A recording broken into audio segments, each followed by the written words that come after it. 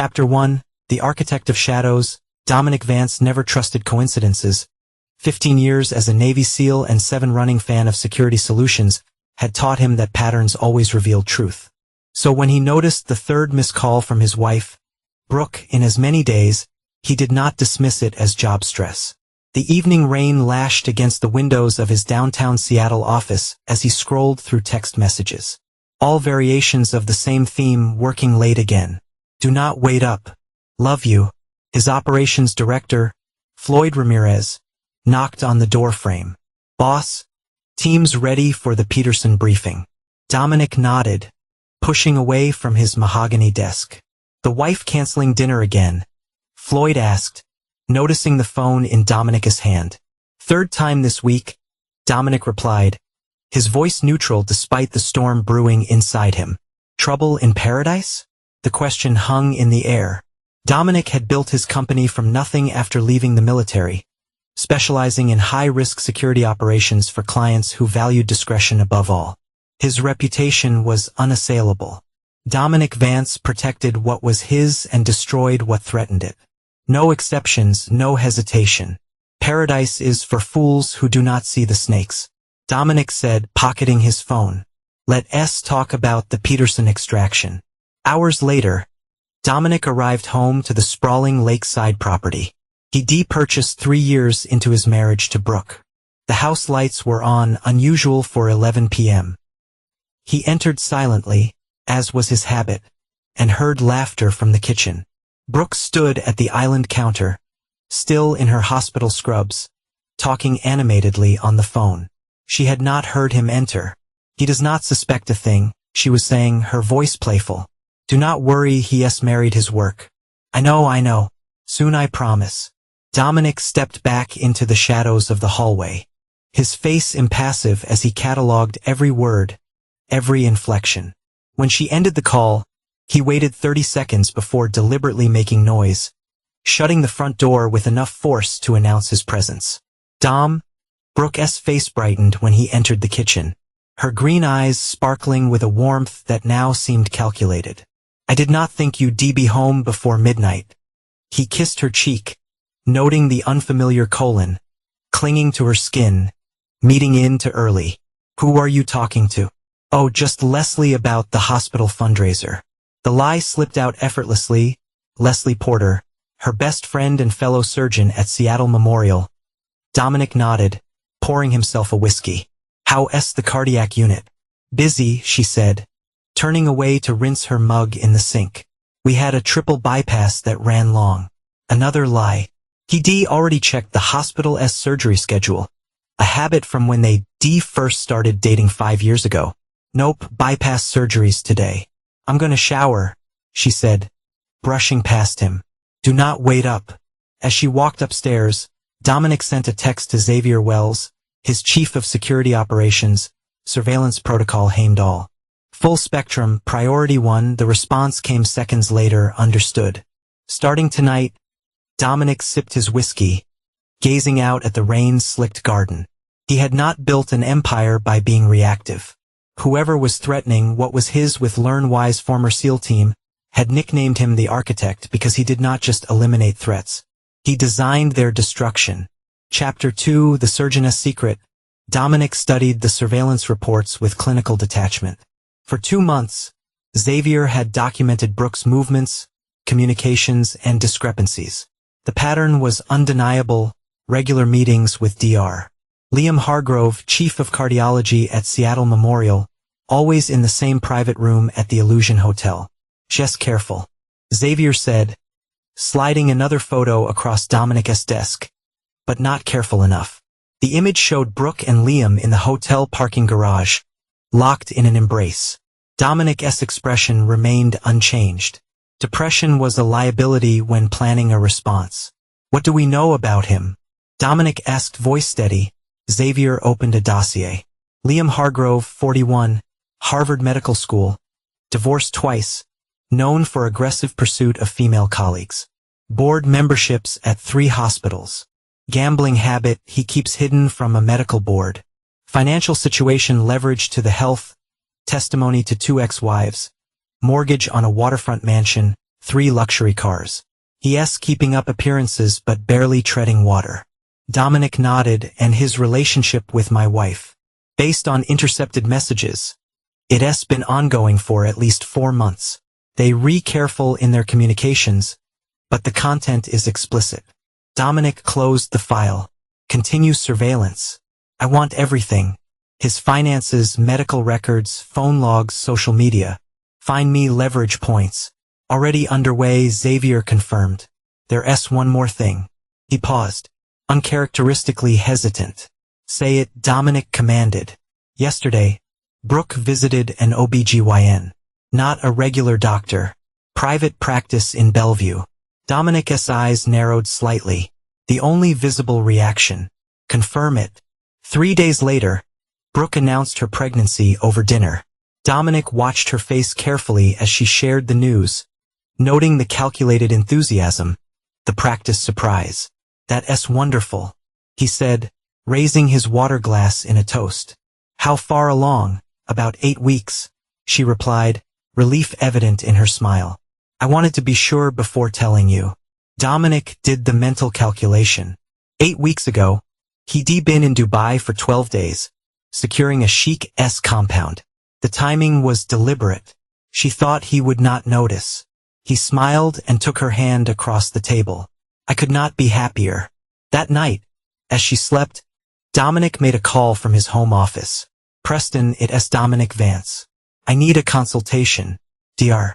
Preston Walsh, the foremost expert in genetic testing in the Pacific Northwest, have been on retainer for Phantom Security for years. I assume this is confidential. Preston asked. Always. Dominic replied, I need comprehensive preparedness for a paternity verification. Not invasive options first, but be ready for anything. May I ask why? Dominic's voice was ice. No, the following week, Brooke's mother Helena arrived from Boston, supposedly to help prepare for the baby. A former socialite with old money and old prejudices, Helena had never approved of Dominic despite his success. She found his military background crude and his security business unseemly. I still do not understand why Brooke could not marry within our circle, Helena complained to her daughter during lunch. Dominic, ostensibly working in his home office, listened through the security system he de-installed. Mother, please, Brookside, Dominic has been good to me. Good to you financially, perhaps, Helena sniffed, but man with his background. Well, does he even want children? He is thrilled about the baby, Brooke insisted. He's already talking about nursery designs. Another lie, Dominic had said nothing about nurseries.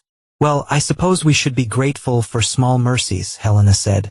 At least the child will have Davidson blood to balance out whatever he brings to the genetic table. Dominic smiled coldly.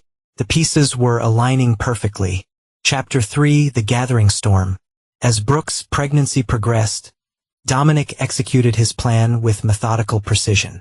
He became the model of an excited father-to-be, attending appointments, asking appropriate questions, even hosting a lavish dinner for Brooke's colleagues to celebrate the news. Dr. Liam Hardrow attended that dinner, maintaining a professional distance from Brooke while casting furtive glances at her growing belly. Dominic made a point of engaging him directly.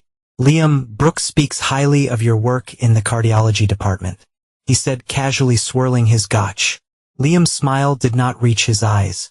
Your wife is one of our finest surgeons. Seattle Memorial is lucky to have her. Indeed, Dominic agreed. We're fortunate she took that fellowship instead of the one in Chicago. Otherwise, we might never have met. Liam stiffened slightly. Yes, well, sometimes fate intervenes. I do not believe in fate. Dominic replied, his tone pleasant but his eyes cold. I believe men make choices, and those choices have consequences. The cardiologist paled visibly before excusing himself. Later that night, after the guests had departed, Dominic received a text from Xavier. Hardrow made 3 calls to Brooke's private line tonight. She did not answer. Good, the pressure was building. At 6 months, Brooke's OBGYN suggested comprehensive genetic testing, citing Brooke's age of 37 as the reason. Dominic ensured he was present for the conversation. Is there any risk to the baby? He asked, playing his role perfectly. Minimal, the doctor assured them. A standard blood draw from Brooke that analyzes fetal DNA. We can screen for chromosomal abnormalities and even tell you the gender if you like to know. I prefer to wait on the gender, Brooke said quickly. But the testing sounds prudent. Dominic squeezed her hand supportively. Whatever you think is best, darling. 2 days after the test, Dominic received a call from Dr. Preston Walsh. I've secured the sample as requested, pressed and confirmed. How would you like to proceed? Run the full panel against my DNA profile. Dominic constructed. I want preliminary results within 48 hours. Understood. And if the results confirm your suspicions, then we move to phase 2, Dominic said, only documentation that will stand up to legal scrutiny. The result arrived while Dominic was negotiating a security contract in Los Angeles. He opened Preston's encrypted message in his hotel room.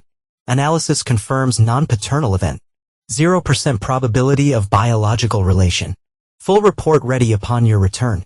Dominic allowed himself exactly 5 minutes of white-hot rage before locking those emotions away. Anger clouded judgment and he needed perfect clarity for what would come next. He called Xavier, accelerate surveillance on Hargrove. I want pressure points, significant ones, and arranged meeting with Tessa Monroe. Tessa Monroe was the most ruthless divorce attorney on the West Coast, known for leaving opposing parties financially and emotionally devastated. She'd been another card in Dominic's contingency deck, one he'd hoped never to play. When he returned to Seattle, Dominic maintained his facade flawlessly. He attended the baby's shower, nodded appreciatively at tiny clothes, and endured Helen's thinly veiled insults with apparent good humor. The night before the gender reveal party, Brooke's idea, not his, he overheard another late-night call. You need to calm down. Brooke was whispering in the bathroom. The test results were routine. No, he does not suspect anything. Look, we agreed to wait until after the birth. Yes, I'm still committed to our plan. Dominic slipped back to bed before she emerged. When she curled against him, he embraced her, his mind calculating the final adjustments to his counter-attack. The gender reveal party was scheduled at their lake house, with 30 guests including family, friends, and key hospital colleagues. Dominic had requested one special addition to the guest list, Dr.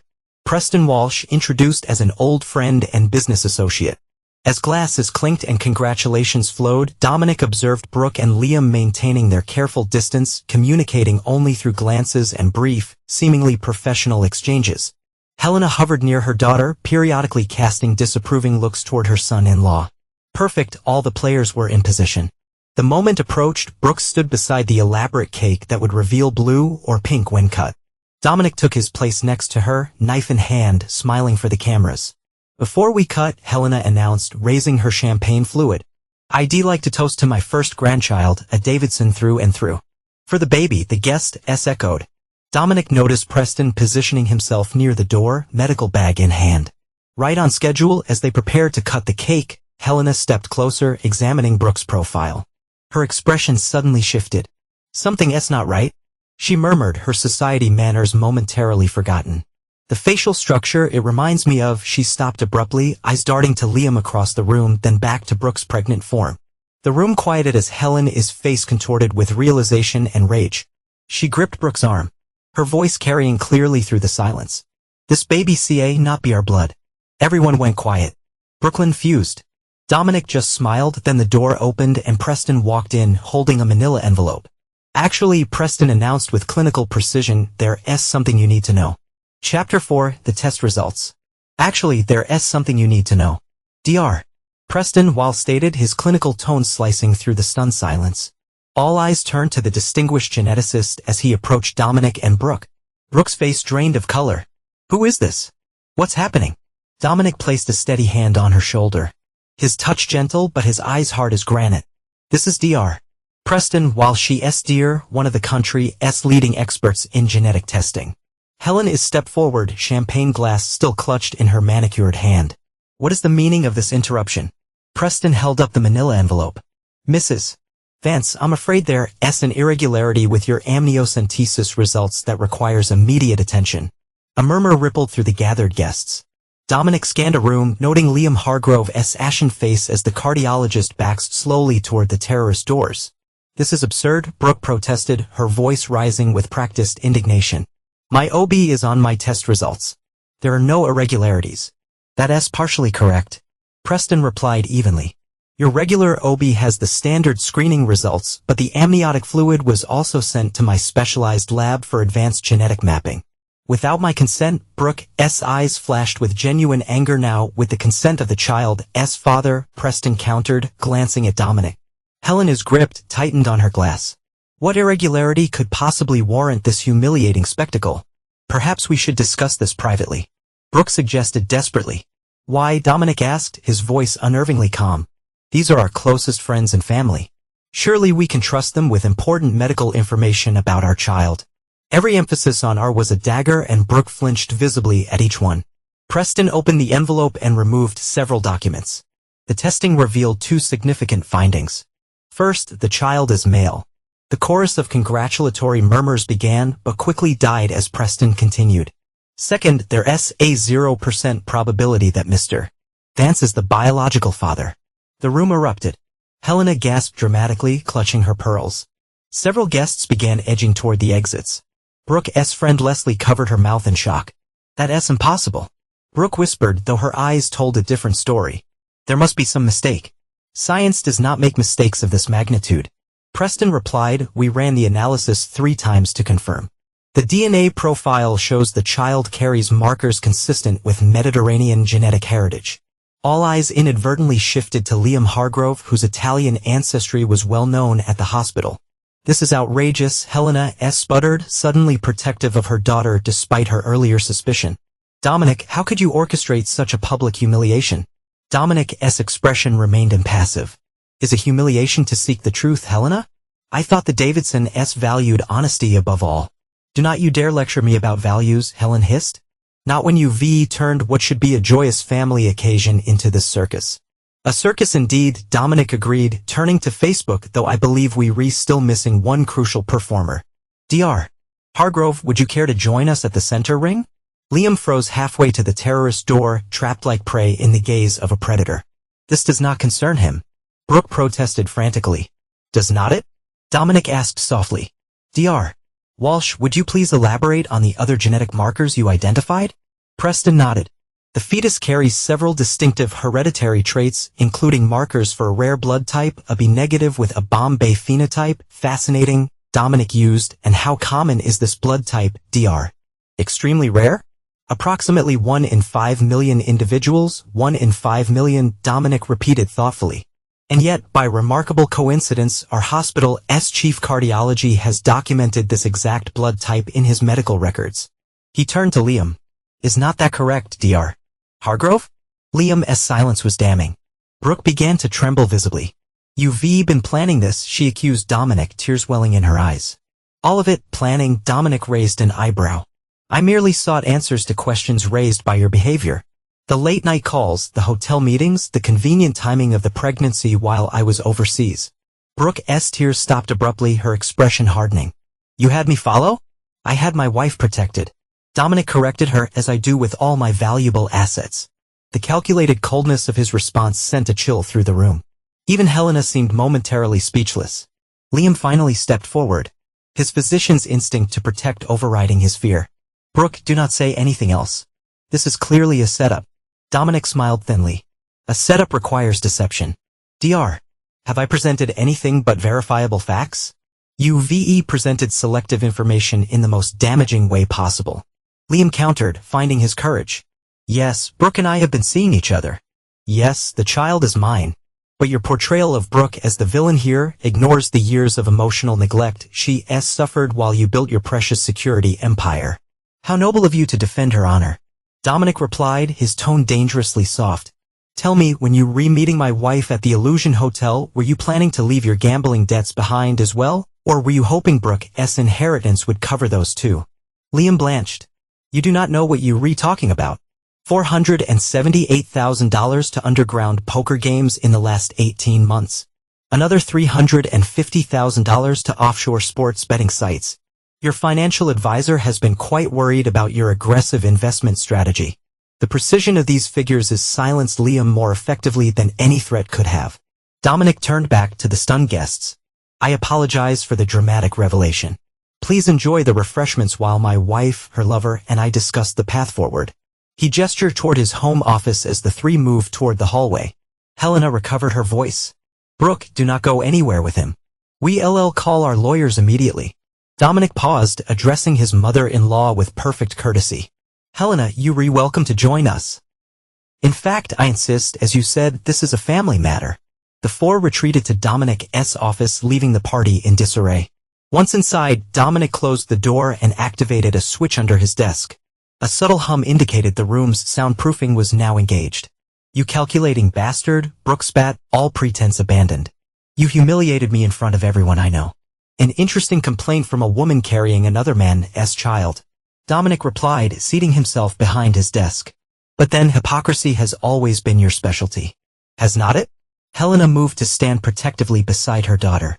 Whatever Brooke has done, she does not deserve this barbaric treatment. We'll fight you in court.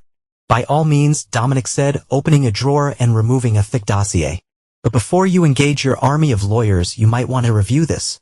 He slid the file across the desk.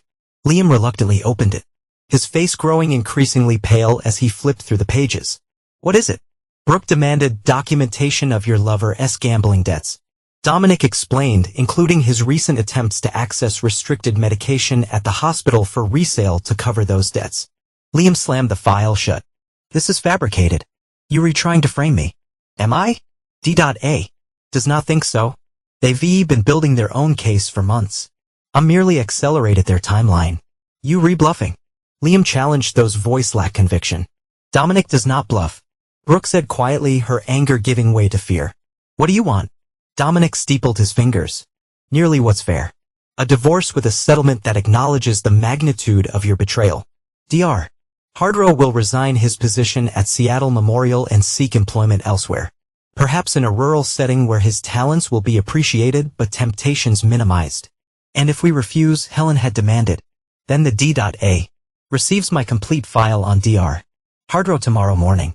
Dominic replied simply, as for you, Brooke, I think the hospital board would be very interested in the evidence suggesting you helped facilitate Liam's access to those medications. That's a lie. Brooke exclaimed. Perhaps Dominic conceded, but in matters of controlled substances, even the suggestion of impropriety is enough to suspend a medical license pending investigation. How long could you afford to fight that battle while pregnant? A year? 2. The room fell silent as the three considered their options against a man who had clearly anticipated their every possible move. You were never going to be a father to this child anyway. Brooke finally said, her voice breaking. You were incapable of love. Dominic's expression did not change. On the contrary, I loved you completely, Brooke. So completely that I built contingencies for the day you proved unworthy of that love. He opened another drawer and removed 3 sets of documents. Divorce papers already prepared. The terms are fair but non-negotiable. You expect us to sign these now? Helena was incredulous. Tonight would be ideal, Dominic confirmed, but I'll give you until tomorrow noon to review them with your lawyers. I would not advise trying to improve the terms, however. Each hour past deadline. The settlement amount decreases by $1 million. Liam leaned forward, desperation in his eyes. Look, Dominic, this is between you and Brooke. Leave my career out of it. Your career was forfeit the moment you touched my wife. Dominic replied coldly. Consider my offer mercy compared with the federal prosecutors would demand. The meeting concluded with Brooke, Liam, and Helena departing with copies of the divorce settlement. As Dominic escorted to them out through the now empty party venue, he noticed Xavier waiting discreetly by the front door. Ensure they reached their destination safely. Dominic constructed an increased surveillance for the next 24 hours. I want to know every call, every consultation, every consideration of options other than my terms. When they were gone, Dominic returned to his office and poured himself a rare second scotch. The first phase was complete. The divorce would proceed on his terms. Brooke would be financially secure but socially diminished. Liam would be professionally crippled but avoid prison. But this was merely the foundation of his response to their betrayal. The true architecture of his revenge was just beginning to take form. Chapter 5: The Price of Deception. 3 months after the divorce was finalized, Dominic sat in the leather chair of his downtown penthouse reviewing the weekly surveillance report on Brooke and Liam. They had relocated to Portland, where Liam had secured a position at a second-tier hospital with a substantial pay cut. Brooke remained on maternity leave, her career prospects dimming with each passing week. The door opened and Tessa Monroe entered, impeccable in a charcoal suit. Your ex-wife's attorneys are making noise about revisiting the settlement, she announced without preamble. On what grounds, Dominic asked, not looking up in the report. They reclaiming to rest during the signing. Specifically, that your threats against Hardro's medical license constituted illegal coercion. Dominic finally raised his eyes, and your response, that we have surveillance footage of Brooke's signature on prescription pads used for Hardro's drug scheme. Inadmissible in court, perhaps, but devastating if leaked to the Oregon Medical Board. Did you explicitly threaten to leak it? Tessa's perfectly painted lips curved into a smile. I merely mentioned that our client values transparency in medical licensing matters. Her attorney got the message. Dominic nodded approvingly. Tessa's ruthlessness was why he kept her on a substantial retainer. Will they pursue it further? Doubtful. The Davidson family fortune is not what it once was.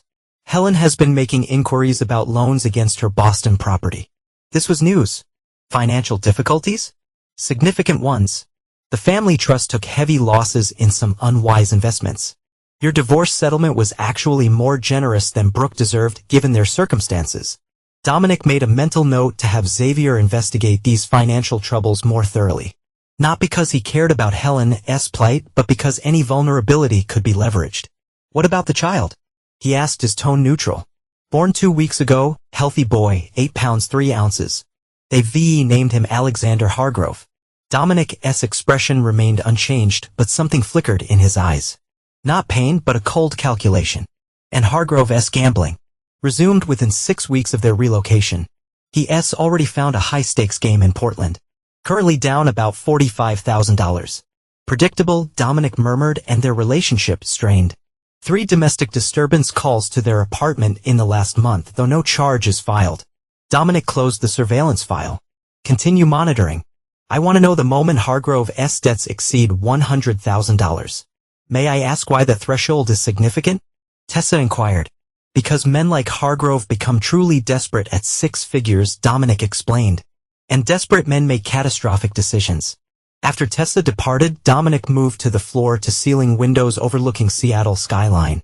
The city glittered below him, lights shimmering against the darkening sky. He had eliminated Brooke and Liam from his life, surgically excising them with the precision they deserved. Yet something remained unfinished. His phone rang, Xavier's direct line. Sir, we've confirmed Hargrove's contact with Martin Skeen. Dominic's jaw tightened imperceptibly. Martin Skeen was a loan shark known for his unique collection methods when borrowers defaulted. His association with several organized crime families made him both dangerous and useful. How much? $150,000 at 40% interest, compounded weekly. Dominic allowed himself a small, cold smile. Sooner than I anticipated. Activate protocol areas. Already in motion, Xavier confirmed. The account is created and the trail is laid. Protocol areas was the next phase of Dominic's architectural design, a complex financial trap that would ensnare both Liam and by extension, Brooke. He had established an offshore account in Liam's name, untraceable to Dominic, and was gradually feeding it with funds that appeared to come from diverted hospital pharmaceuticals. The DEA would receive an anonymous tip about this account at precisely the right moment, creating a cascade of legal consequences that would destroy what remained of Liam's career and reputation. But first, Dominic needed Liam to implicate himself further, to take actions that would ensure his destruction was complete and irreversible. 2 weeks later, Xavier reported that Liam had missed his first payment to Sheen. 3 of Sheen's men had paid a visit to the Portland apartment, leaving Liam with a broken finger as a warning. Brooke had taken the baby to a hotel for the night. Her parents offered financial assistance. Dominic asked. Helena attempted to liquidate her remaining jewelry, but it covered less than half the interest due, Xavier reported. The Davidson fortune is virtually gone. Her husband's dementia care facility alone costs $15,000 monthly. Interesting. Dominic had not known about his former father-in-law's condition. Not that it changed anything. Sir, Xavier continued, hesitation evident in his voice. There's something else. Hargrove approached one of our former clients yesterday, Benjamin Weiss. Dominic stilled. Benjamin Weiss ran a private equity firm that had contracted fandom security for executive protection during a hostile takeover. The relationship had been profitable for both parties. What a Hargrove want. He claimed to have damaging information about you. Specifically, evidence of illegal surveillance operations conducted by fandom security.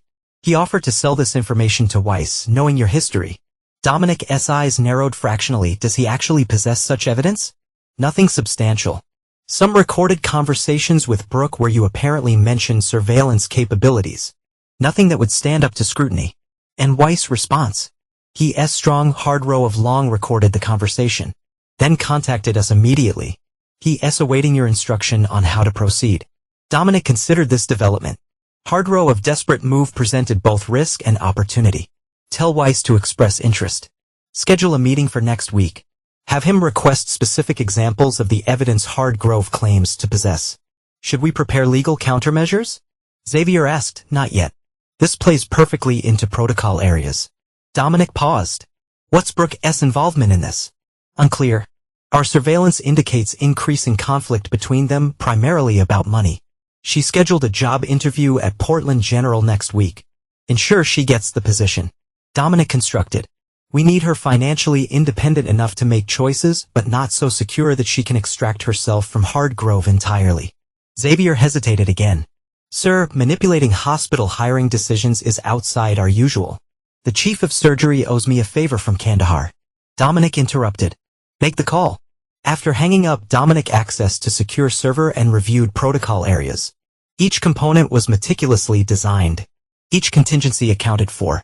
Hardgrove's attempt to sell non-existent evidence was an unexpected gift. It provided the perfect justification for what would happen next. Dominic opened his safe and removed a small device resembling a flash drive. It contained specialized malware developed by Phantom Cyber Division capable of penetrating most civilian security systems undetected. Tomorrow, it would find its way to Benjamin Weiss, who would ensure it was inserted into Harrow's laptop during their meeting. From there, the architecture destruction would build itself, floor by painstaking floor, until both Brooke and Liam were buried beneath its weight. Chapter 6: The Architect's Blueprint. The rooftop bar of Seattle's Columbia Tower offered unparalleled views of the city and absolute privacy for those willing to pay for it. Dominic sat at a corner table waiting for Benjamin Weiss to arrive with news from the Portland meeting. The architect emerges from his fortress came a familiar voice. Vincent Maddox, Dominic's former commanding officer and one of the few people he still consider a friend, approached with 2 glasses of scotch. Vincent, Dominic acknowledged, accepting the drink. I did not realize you were back from Kiev. The older man slid into the chair opposite, wrapped up the security assessment yesterday. Your boys did good work on the embassy upgrades. Vincent studied Dominic's face with a keen observation that had kept him alive through 3 decades of special operations. You look like a man executing a mission, not corporate acquisition season. So I'm guessing this is personal. Dominic did not answer immediately, taking a measured sip of a scotch instead. Vincent was one of the few people who knew about Brooke's betrayal and the subsequent divorce. You were still hunting them, Vincent observed. It was not a question.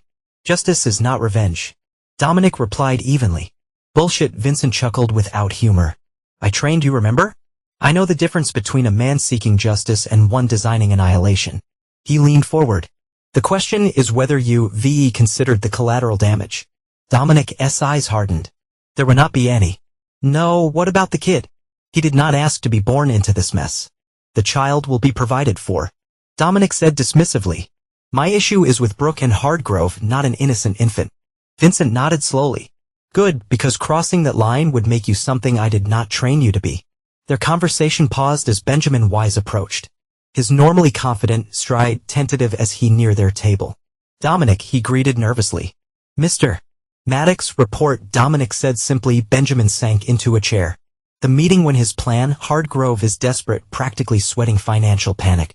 He tried to sell me evidence that consisted mainly of recorded conversations with your ex-wife where you supposedly mentioned surveillance operations and the device installed on his laptop during a bathroom break. Our tech confirmed it's operational and transmitting. Dominic nodded. He did well. This concludes your involvement. Actually, Benjamin hesitated. There's a complication. Hardgrove mentioned that he's been approached by someone else interested in information about you. Someone from your past. He implied it was military-related. Dominic's expression did not change, but Vincent straightened imperceptibly in his chair. Did he give a name? Vincent asked. No, what he said, this person offered substantial money for anything that could, quote, bring Vance down. After Benjamin departed, Vincent turned to Dominic. Could be nothing. Could be Shaw. The name hung between them like a live grenade.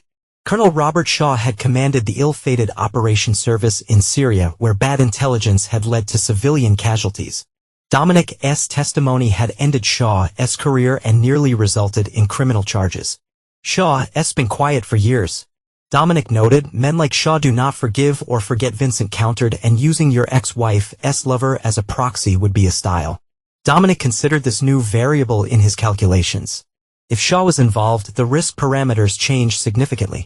I'll have Xavier look into it, he decided. But Protocol Areas continues his plan. Vincent studied him carefully.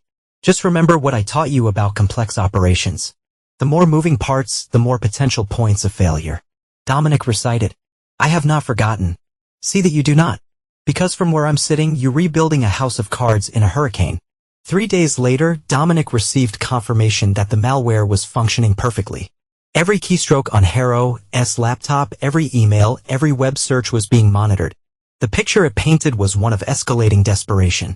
Harrow had taken additional loans from increasingly dangerous sources. He had begun selling prescription medications in earnest, using Brooks access codes of Portland General without knowledge. And most significantly, he had indeed been contacted by Robert Shaw. Xavier presented the intelligence in Dominic's office. His usual professional demeanor troubled. Shaw has offered Harrow of $250,000 for actionable intelligence on Phantom Security's overseas operations. Specifically, our work in Yemen last year. The Yemen operation had been legitimate but highly classified. Security for American intelligence assets during a sensitive extraction. If details leaked, lives would be endangered. Has Harrow provided anything substantive? Not yet. He's stringing Shaw along, promising evidence he does not have. But he's growing desperate enough to fabricate something convincing. Dominic walked to the window, considering the implications. Shaw's involvement changes the timeline. How close is the DA to acting on our anonymous tips? They rebuilding their case. Probably 2 more weeks before they move. Too long, Dominic decided. We accelerate to Phase 2 immediately. Phase 2 of Protocol Areas involved activating an agent Dominic had planted in Martin Sheen's organization months ago, anticipating Harrow's eventual debt problems. This agent would suggest that Harrow's medical knowledge made him valuable for certain specialized services that could clear his debt quickly. The trap was elegant in its simplicity. Harrow would be offered the opportunity to perform off-the-book medical procedures for Sheen's criminal associates. Once he agreed, evidence of his consent would be captured and preserved. Whether he actually performed such procedures was irrelevant. The mere agreement would be enough to destroy him professionally and personally. Meanwhile, the malware on Harrow's laptop would be used to plant falsified communications with overseas contacts, making it appear he was selling medical information on Dominic's human security clients. When these communications were discovered by federal authorities via another anonymous tip, Harrow would face potential trees and charges. What about Brooke? Xavier asked. Continue monitoring. When Harrow was arrested, we'll ensure she receives evidence of his activities that put her medical license in her child at risk. Her revulsion will be genuine and complete, and if Shaw realizes his source is compromised. Dominic's expression darkened. Then we deal with Shaw directly. Prepare a contingency file on his activities since his discharge. Focus on his finances and foreign contacts. As Xavier departed, Dominic unlocked a hidden compartment at his desk and removed a small leather-bound notebook. Inside were handwritten coordinates, codes, and names, a physical record of certain operations that would never exist in digital form. He found the page he sought and made a brief notation. Shaw active. Countermeasures authorized. The final pieces of his architectural design were falling into place. Harrow would be destroyed professionally and legally. Brooke would be left alone with her child. Her career compromised, her family fortune gone, forced to live with the consequences of her betrayal. And if Shaw had truly re-entered the game, Dominic would ensure his former commander regretted that decision profoundly. Chapter 7, The First Domino.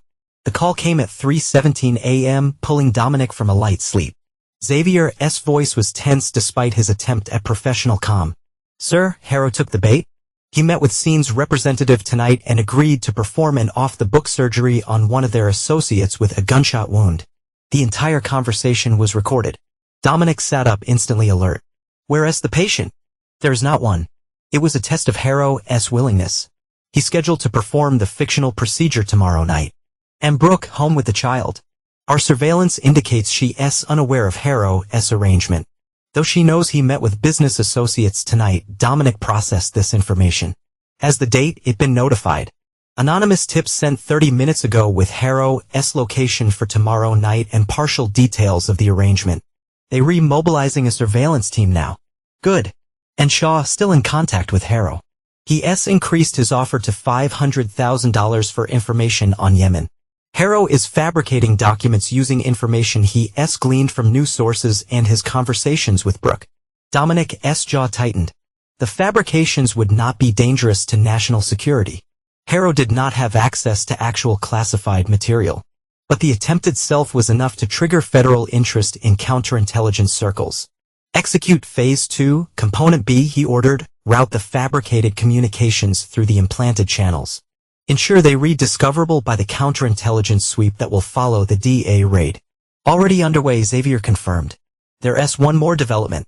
Harrow attempted to access your ex-wife's Portland General credentials again last night, presumably to divert more pharmaceuticals. But the password had been changed. This was unexpected. Brooke changed her password. Yes, sir. And there's more. She's contacted Dr. Leslie Porter back at Seattle Memorial about reinstating her position there. Dominic absorbed this information thoughtfully. Brooke was creating distance between herself and Harrow sooner than anticipated. It spoke to her intelligence. She sensed the sinking ship and was preparing to abandon it. I want audio surveillance and their apartment increased. He decided. If they read discussing separation, I need to know exactly what Brooke knows about Harrow's activities. The next 24 hours unfolded with the precision of a military operation. Dominic monitored developments from his command center at Phantom Security, where multiple screens displayed surveillance feeds, intelligence reports, and the movements of key players. At 7:15 p.m. Harrow left the Portland apartment after an argument with Brooke that surveillance had captured with crystal clarity. Where you going? Brooke had demanded, the baby crying the background. Business meeting. Do not wait up. Business? You mean more gambling? Or are you meeting those men who broke your finger? This is different.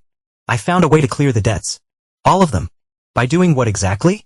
Because if it's illegal, Liam, I swear I'll take Alexander and leave tonight. It's just a consultation. Medical advice for a private client. Completely legitimate. Then why are you sweating? And why not you look me in the eye? Harrow had grabbed his medical bag then, his voice hardening. Because you've done nothing but question and undermine me since we got here. At least Dominic. Do not you dare say his name in his house? Fine. Enjoy your moral high ground while I try to keep a roof over our heads. The door had slammed and Brooke was left alone with a crying infant.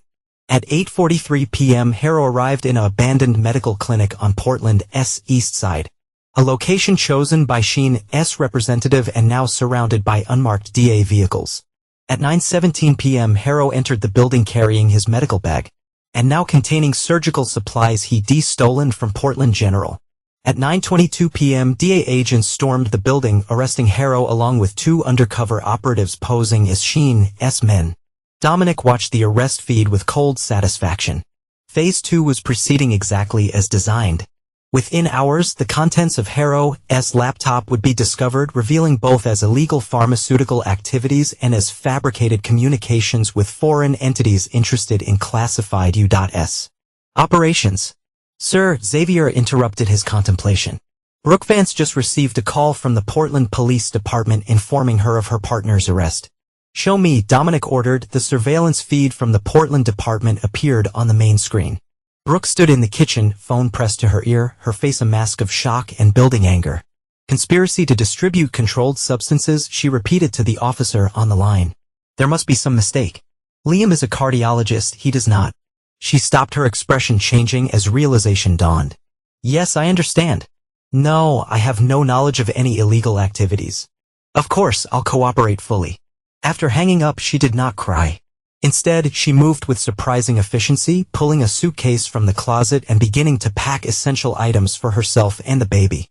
She's running, Xavier observed. Not running, Dominic corrected, extracting herself. There's a difference. He watched as Brooke made another call to her friend Leslie in Seattle. From the one-sided conversation they could monitor, Brooke was asking to stay with Leslie temporarily while sorting things out. This was proceeding faster than Dominic had calculated. He needed to adjust the timeline. Implement Phase 3 immediately. He instructed Xavier. I want the financial evidence delivered to Brooke before she leaves Portland. Phase 3 involved in sharing Brooke received documented evidence of Hard Ro's extensive betrayals. Not just as criminal activities, but evidence of his using her medical credentials without her knowledge. Putting her license at risk, his attempt to sell information about Dominic to both Weiss and Shaw, and most damaging, his communications with other women while Brooke was pregnant. The evidence would devastate any remaining loyalty she might feel toward Hardroof. It would ensure that when he inevitably attempted to implicate her in his crimes, she would reject him completely. And in her vulnerable state, isolated from family support due to the Davidson's financial collapse, she would be forced to rebuild her life with the knowledge that she had destroyed her secure future with Dominic for a man who betrayed her just as thoroughly. There's one more thing, Dominic added, contact Tessa, I want the trust fund for the child established immediately. Xavier looks surprised.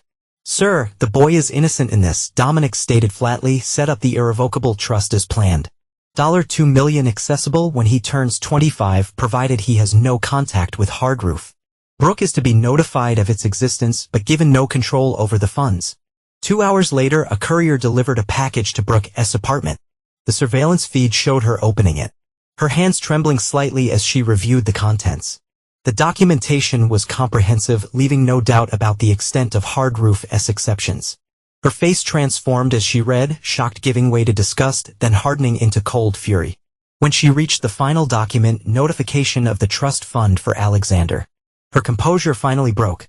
She sank onto the couch, shoulders shaking with silent sobs. Send the final communication to the counterintelligence team, Dominic instructed, turning away from the feed, and activate our source at the Federal Detention Center.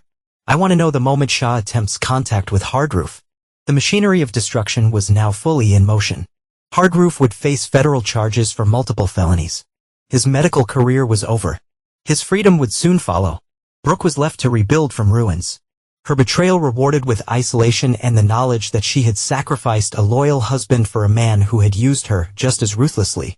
In Shaw would soon learn that awakening old vendettas against Dominic Vance carried consequences beyond imagination.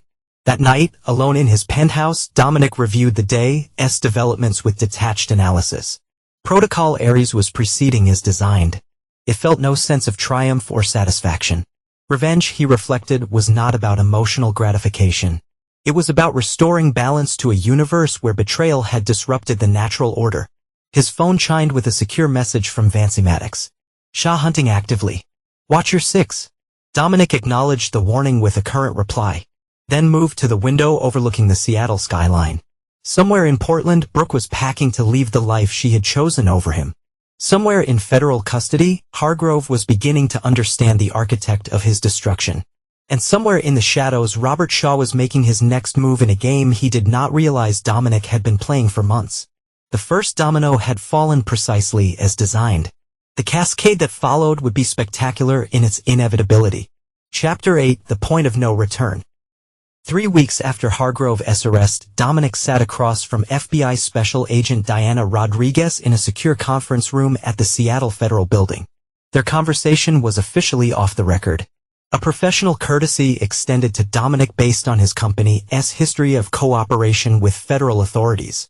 Let me be clear, Mr. Vance, Rodriguez said, her dark eyes scrutinizing his face for any reaction. We have reason to believe Robert Shaw has been attempting to acquire classified information about your company's Yemen operation. The evidence points to Dr. Hargrove as his primary contact. Dominic maintained his composed expression. That's concerning Agent Rodriguez. My company takes national security extremely seriously. Indeed, which is why I'm here instead of a team with a warrant. She slid a folder across the table. Hargrove's communications with Shaw were discovered during the DA investigation. He was attempting to fabricate intelligence to sell. Fabricate, Dominic raised an eyebrow. So there was no actual breach. Correct, but Shaw does not know that. He believes Hargrove has genuine information and is holding out for more money. Dominic studied the transcripts of communications between Hargrove and Shaw. They were exactly what his team had planted, convincing enough to implicate both men without revealing actual classified information. What's your interest in Shaw? Dominic asked, though he knew the answer. Rodriguez's expression hard and slightly. We've had him under surveillance since his discharge. There are concerns about his foreign contacts, specifically in certain Middle Eastern countries hostile to U.S. interests. You think he is selling information to foreign intelligence services? We know he is, Rodriguez confirmed. What we do not know is how he is obtaining it. Hargrove may be fabricating, but Shaw has sold genuine intelligence in the past. Dominic closed the folder and slipped back. How can I assist your investigation? Agent Rodriguez. She studied him carefully. Shaw has requested a meeting with you. He claims it is about a potential security contract for his private consulting firm. And you want me to take this meeting with appropriate protections in place. Yes, we need to understand what he is really after. Dominic appeared to consider this request. Though his decision had been made the moment she mentioned Shaw's name. I'll need complete operational discretion. My security team remains in place throughout. Of course, she agreed quickly. This would be a professional courtesy on your part, not an official operation. After establishing parameters for the meeting to be held at Phantom Security's offices with both FBI and Dominic's security monitoring, Rodriguez stood to leave. One more thing, Mr. Vance, she said at the door. We're aware of your history with Shaw. If this is personal for you, now is the time to say so. Dominic met her gaze directly.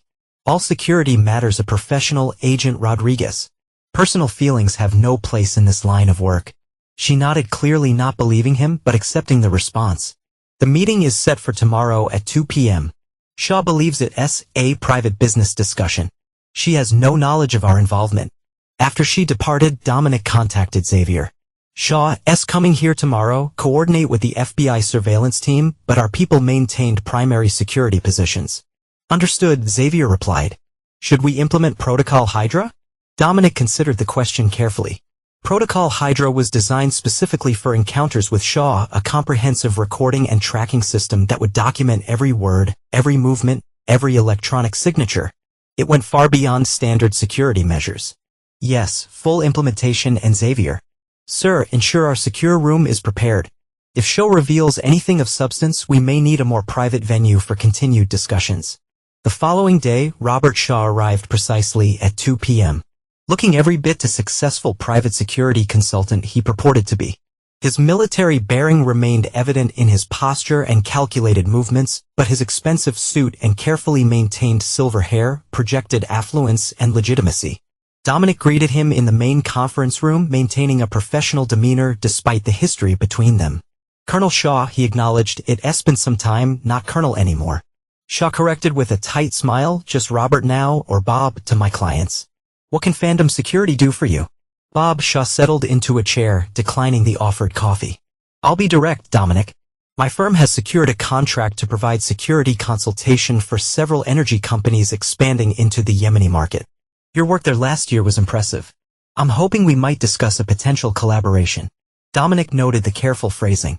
Technically accurate but deliberately vague. Yemen is a complicated operational theater. What specific aspects of our work interested you? Your extraction protocols primarily. I understand you developed some innovative approaches to secure transit through contested territories. And there it was, the fishing expedition, thinly disguised as professional interest. Those extraction protocols were classified, developed in conjunction with U.S. intelligence agencies. Our methodologies are proprietary.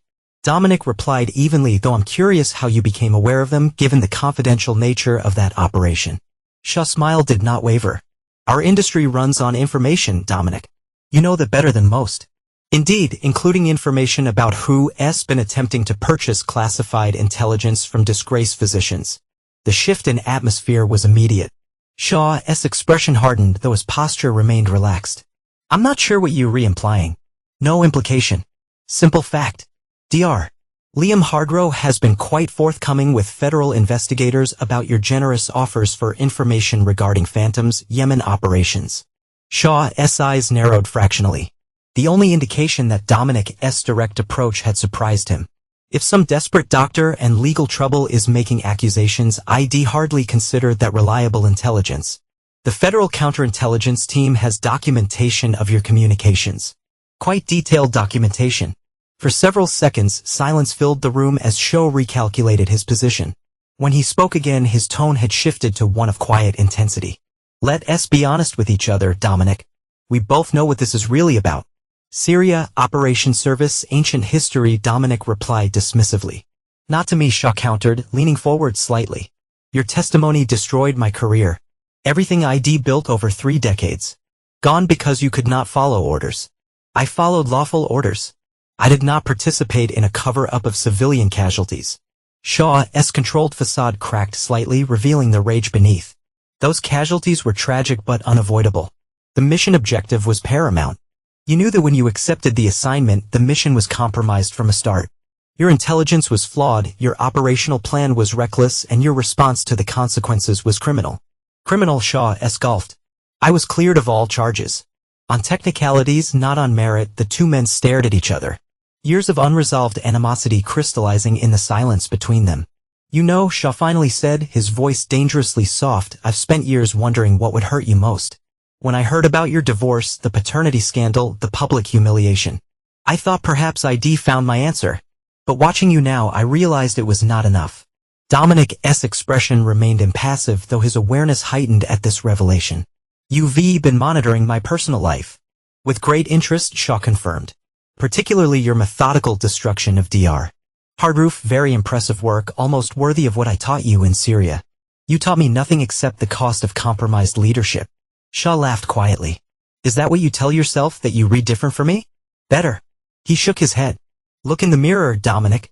The way you systematically destroyed your ex-wife and her lover. That's not justice.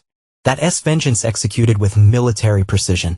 If you came here to psychoanalyze me, you've wasted both our time. I came here to propose a truce, actually. Shaw reached inside his jacket, causing Xavier to tense visibly in the corner of the room. Shaw removed not a weapon but a small flash drive, placing it on the table between them. This contains evidence of every surveillance operation you've conducted against your ex-wife and Dr. Hardroof, including several that arguably crossed legal boundaries. Enough to destroy Phantom Security's reputation and possibly result in criminal charges against you personally. Dominic did not look at the drive, and in exchange for not releasing this supposed evidence. Access to your Yemen protocols, the real ones, not whatever sanitized version you provide to clients. The audacity of the proposal was almost admirable. Shaw was attempting to leverage Dominic's personal vendetta to extract classified information, an elegant trap that demonstrated why the man had once been one of the military's most effective special operations commanders. That's an interesting proposal, Dominic said after calculated pause, though it makes certain assumptions that may not be accurate, such as that I care about reputation more than principle, that I conducted any surveillance that was not fully legal. And most importantly, Dominic leaned forward, meeting Shaw's gaze directly, that you're in a position to threaten me at all. Shaw's confident expression faltered slightly. Meaning that while we've been having this conversation, federal agents have been executing a search warrant at your Bellevue residence in your office in Tacoma. They were particularly interested in your encrypted communications with certain foreign nationals in Yemen, Saudi Arabia, and Iran. That's impossible, Shaw said, though uncertainty had crept into his voice. You could not know about your meetings with Fried el-Nazari last month in Vancouver, or perhaps your encrypted communications with Iranian intelligence using Hardroof as a cutout. I know everything, Robert, I've known for months. Shaw's composure shattered completely. You sent me up, this entire meeting was a courtesy, actually, Dominic interrupted, a professional courtesy to allow you the dignity of surrender rather than arrest. BFI is waiting outside this room. Agent Rodriguez has authorized me to inform you that cooperation now will be considered favorably during prosecution. For a moment, Dominic thought Shaw might attempt something desperate. His military training taking over in a fight or flight response. But decades of discipline prevailed and Shaw regained control of his expression. This is not over, he said quietly. Actually, it is, Dominic replied, standing to signal the end of the meeting. It's been over since Syria. You just did not know it yet. As FBI agents entered to take Shaw into custody, he looked back at Dominic one final time with the same uni. Remember that when you were sleeping in your fortress of righteousness, Dominic watched him passively as Shaw was led away. After the room cleared, Xavier approached with a tablet displaying multiple surveillance feeds. The FBI team has secured evidence at both locations, he reported. Agent Rodriguez sends her compliments on your cooperation. What about the other matter? Dominic asked. Confirmed, Shaw has been monitoring your ex-wife and Hardroof. He had operatives following their movements in Portland and Seattle. This development would need to be addressed. If Shaw had been surveilling Brooke and the child, others might be as well. Dominic had eliminated 2 threats to his former family, but there could be others, associates of Shaw or Hardroof seeking leverage or revenge. Implement protocol signal, he decided.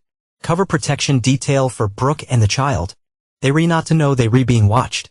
Xavier nodded, understanding the apparent contradiction. Despite everything, Dominic was extending protection to the woman who had betrayed him and a child that was not his. But Xavier had served with Dominic long enough to understand that his moral code, while brutal in its application, remained consistent in its principles. Later that evening, Dominic received a final report on Shaw's arrest. The evidence against him was overwhelming. Not just the fabricated communications with Hardroof that Dominic had orchestrated, but genuine evidence of espionage that the FBI had been building for years. Shaw would likely spend the rest of his life in federal prison. The satisfaction Dominic expected to feel remained elusive. He had systematically destroyed everyone who had betrayed or threatened him. Brooke, Hargrove, and now Shaw. Yet something remained unresolved, elusive thread in his architectural design. His phone chimed with a message from Xavier. Be his return to Seattle. Take a position at Memorial. Child in daycare during working hours. Security protocols in place. Brooke had completed her extraction from the ruins of her relationship with Hardroof, returning to the city where her betrayal had begun. The elegant symmetry of this development struck Dominic as appropriate. She would live in the shadow of her mistakes, reminded daily of the life she had discarded.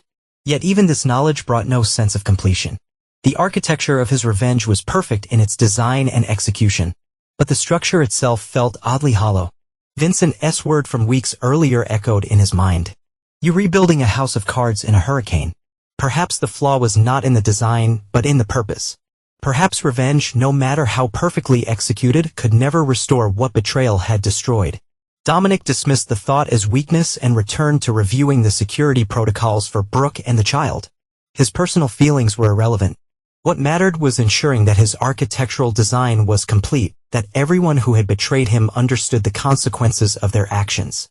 The final phase would ensure that understanding was absolute and irrevocable. Chapter 9: The Architect's Legacy. 5 years passed. Dominic Vance stood at the window of his Kyoto hotel suite, watching cherry blossoms swirl in the spring breeze. Phantom Security had expanded globally, with operations now spanning 4 continents and a client list that included governments, corporations, and high-net-worth individuals requiring the ultimate in security services. His phone vibrated with a message from Xavier. Annual report prepared as requested. The annual report was Dominic's code for the yearly update on the subjects of protocol areas. Though the active phases of his architectural design had concluded years ago, he maintained surveillance on the key players, not from any emotional attachment, but from the same strategic thoroughness that characterized all his operations. Opening the encrypted file, Dominic reviewed the status updates. Liam Hardrow, serving year 5 of a 15-year federal sentence for narcotics distribution, fraud, and attempted espionage. 2 appeals denied. Prison informants report declining health due to unmanaged gambling addiction leading to deaths within the prison population. No visitors in the past 17 months. Robert Shaw, serving life sentence in ADX Florence for espionage, denied communication with outside world except monitored legal counsel. Recent petition for medical transfer denied. Helena Davidson, deceased stroke 14 months ago, Boston estate sold to cover debts. Husband remains in specialized care facility funded by state program following bankruptcy. Brooke Vance, now Brooke Davidson, resumed maiden name chief resident in cardiothoracic surgery at Johns Hopkins, relocated from Seattle 2 years ago, limited social life, no romantic relationships of significance, maintains minimal contact with former Seattle colleagues. Alexander Davidson, age 5, enrolled in private school in Baltimore, performing above grade level academically, trust fund maintained at $2.7 million with investments performing as projected. The report continued with details of Brooke's career progression, financial status, and social connections. Her life had stabilized after the collapse of her relationship with Hargrove, though she remained isolated. Her former social circle in Seattle had largely abandoned her after the scandal, and her family's financial ruin had eliminated the safety net she had always taken for granted. Dominic closed the file, his expression unchanged. The destruction he had architected was complete and irreversible. Hargrove would likely die in prison. Shaw's betrayal of his country had earned him a lifetime in the most secure federal facility in America. Brooke had rebuilt a career but lived a solitary existence far from her former life of privilege and connection. Just as by his definition had been served, a knock at the door interrupted his reflection. Vincent Maddox entered, looking older but still carrying himself with military precision despite now being in his 60s. Still tracking them? Vincent asked, noting the encrypted file on Dominic's tablet, maintaining situational awareness. Dominic corrected. Vincent shook his head. 5 years, Dominic. Time to close the file. The operation remains active. Bullshit, Vincent said bluntly. There's no operation. Just a man who's not let go of the past. Dominic's expression hardened almost imperceptibly. Of let go, this is merely verification of outcomes. Then why maintain the protection detail on the woman and her son? Why the trust fund for a child that is not yours? Strategic considerations, Dominic replied, though the answer sounded hollow even to his own ears. Vincent poured himself a drink from the hotel bar.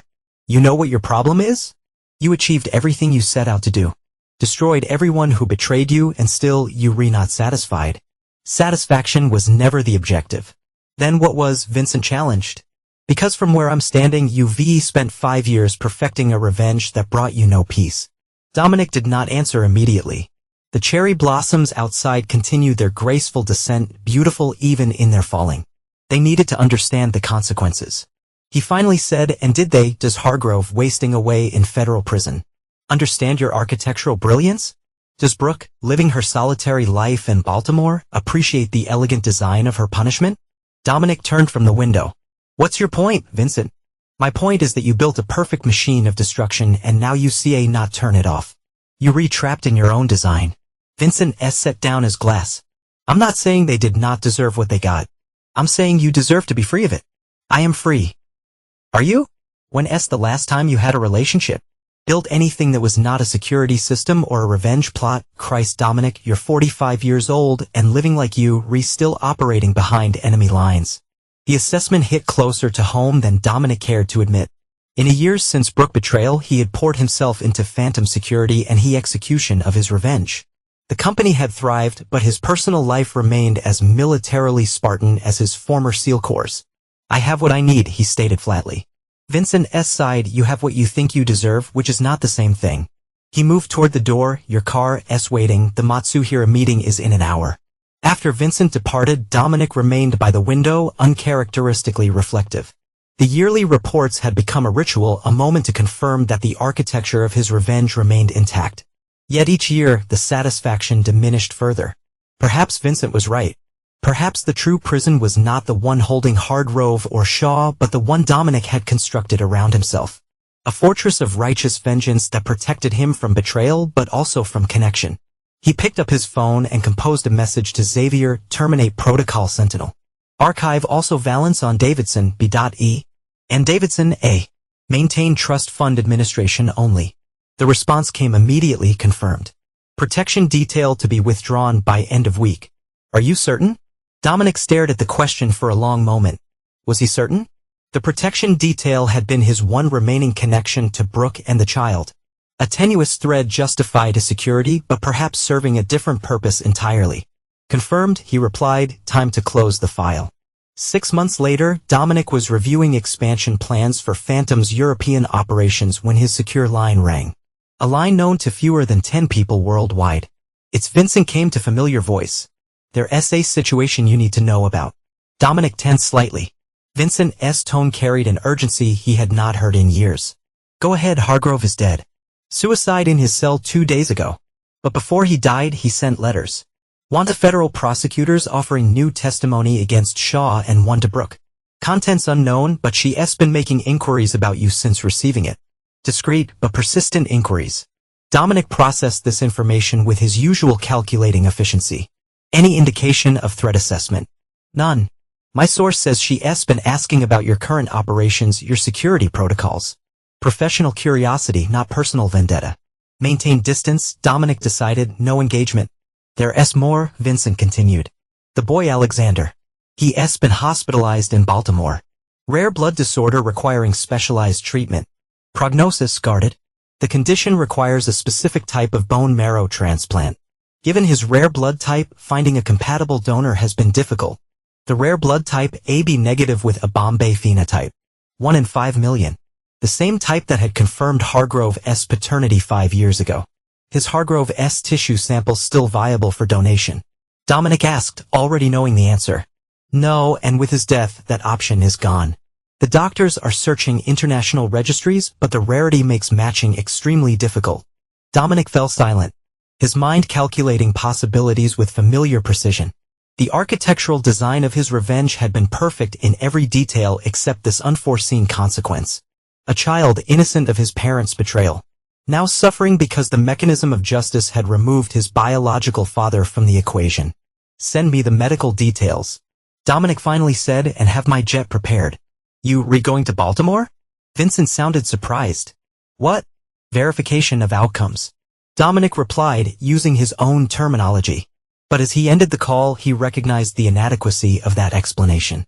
This was not about verification. It was not even about revenge anymore. It was about something he had overlooked in his perfect architectural design. The possibility that destruction, no matter how justified, could never create the foundation for what might come after. 3 days later, Dominic sat across from Brooke in a small consultation room at Johns Hopkins Hospital.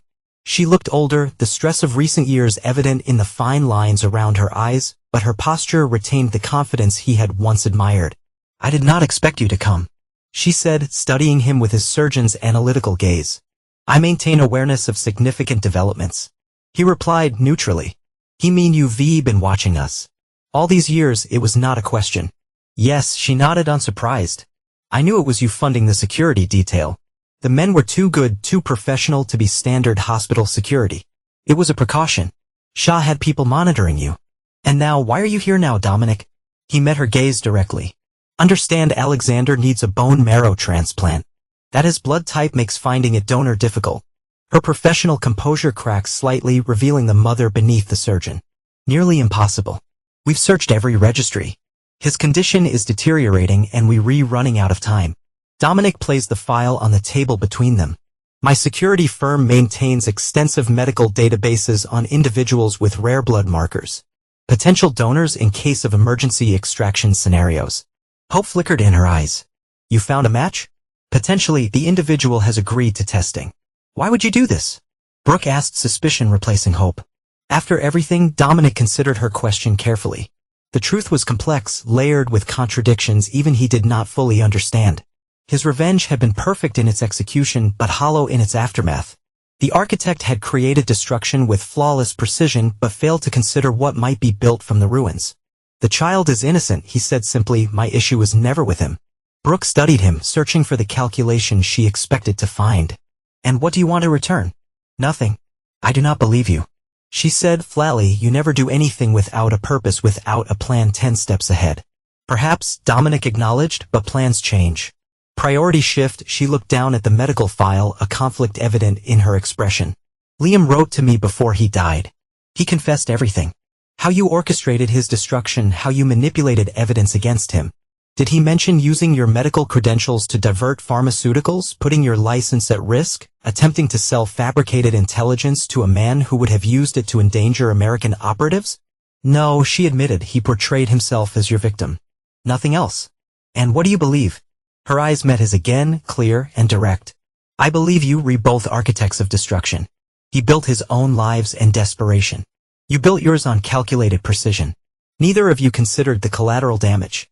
Dominic absorbed this assessment without visible reaction, though he recognized its accuracy. His revenge had been justifiable but absolute. A scorched earth response that eliminated the immediate threat but left nothing capable of growth in its wake. The potential donor will arrive tomorrow, he said, standing to leave. My medical team will coordinate with your doctors. Wait, Brooke said, rising as well. There's something else I need to know. The trust fund for Alexander Walk, as I said, the child is innocent. It's more than that, she pressed. You've maintained surveillance, security details, financial support. All for a child that is not yours, born from a betrayal you never forgave. What? Dominic had asked himself the same question during sleepless nights in hotel rooms across the globe. The architecture of his revenge had accounted for every variable except one, his own inability to completely sever the connection to what might have been. Perhaps I wanted to ensure that something survived, he finally said, something untainted by what happened between us. Brooke's expression, soft and slightly the first hint of the woman he had once loved. And has it worked? Has anything survived? "We'll know tomorrow," he replied, his usual precision failing him. The bone marrow donation was successful. The anonymous donor arranged through Dominic's extensive network provided the life-saving cells Alexander needed. 3 months later, the child was in remission, his prognosis excellent. Dominic received the medical updates with his customary detachment, filing them alongside the final reports on protocol areas. Char remained in federal prison, his health declining. Hardgrove was buried in an unmarked grave, his parents having disowned him years earlier. The architecture of destruction was complete. Something had changed in Dominic. Vincent noticed at first a subtle shift in focus from security operations to the Fandom Foundation. The charitable arm was company that now funded medical research into rare blood disorders and support programs for children affected by them. Building instead of destroying, Vincent observed during a rare moment of reflection. "It suits you better than I expected." Dominic did not acknowledge the observation directly. The foundation serves strategic purposes, reputation management, networking opportunities. Of course, Vincent agreed, not believing it for a moment. "Nothing to do with a certain child in Baltimore who is alive because of your intervention." 1 year after Alexander's successful treatment, Dominic received a package at his Seattle office. Inside was a handwritten note from Brooke and a child's drawing, a simple house with blue walls and a red roof surrounded by flowering trees and a bright sun. The note read simply, "He asked about the man who found his donor. I told him you were an architect who builds instead of destroys. He wanted you to have this, his first creation." Dominic studied the drawing with uncharacteristic attention to detail, noting the careful lines, the deliberate color choices, the emerging skill of a young mind finding its first expression. Then he did something he had not done in nearly 7 years. He smiled. The architect had designed perfect destruction, but perhaps his true legacy would be what others built from the ruins he left behind.